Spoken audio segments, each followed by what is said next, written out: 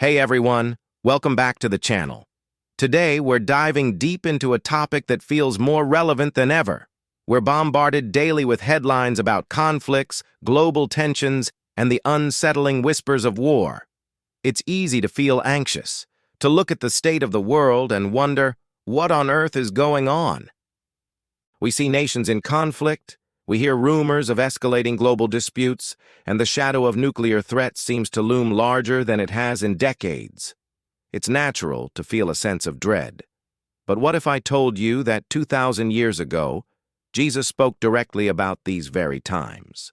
In the Gospel of Matthew, chapter 24, Jesus' disciples ask him a critical question. What will be the sign of your coming and of the end of the age?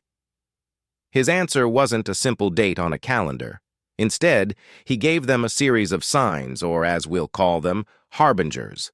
And one of the very first things he mentions is found in verses 6 and 7.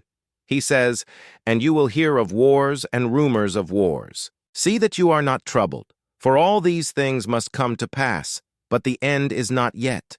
For nation will rise against nation, and kingdom against kingdom." Let's break that down. You will hear of wars and rumors of wars. This isn't just a vague prediction. It's a precise description of our modern information age. We don't just know about the wars happening in our own backyard.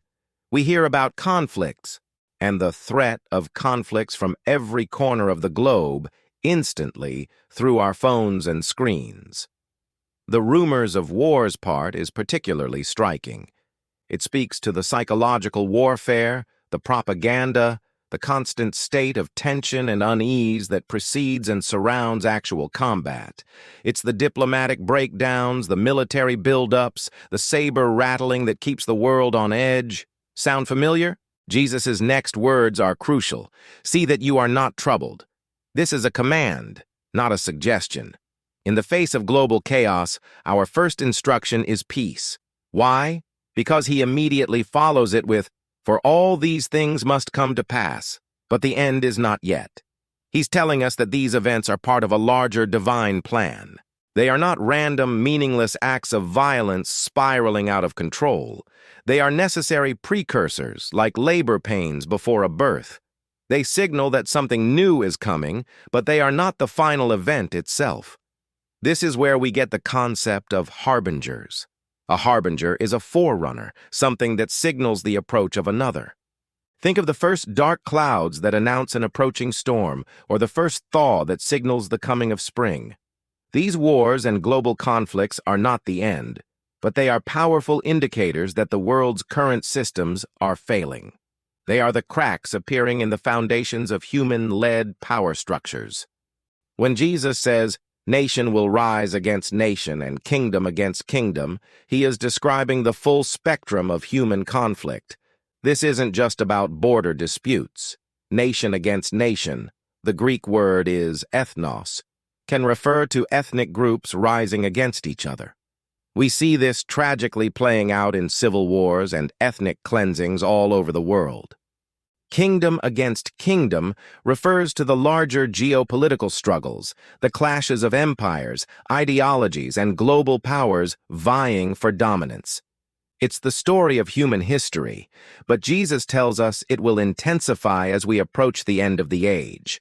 So why must these things happen? Why does a plan from a loving God include such turmoil?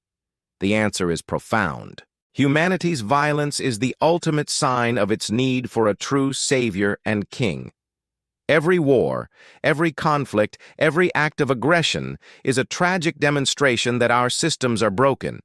We build governments, sign treaties, and create international organizations, all in the pursuit of peace. Yet we consistently fail. We are, at our core, incapable of governing ourselves with perfect justice and righteousness. The constant cycle of war is the clearest evidence that humanity, left to its own devices, will ultimately lead to self-destruction. These conflicts expose the pride, the greed, the lust for power, and the hatred that reside in the human heart. They are a global symptom of a spiritual sickness. And it is into this chaos that the prophecy of a coming king shines brightest.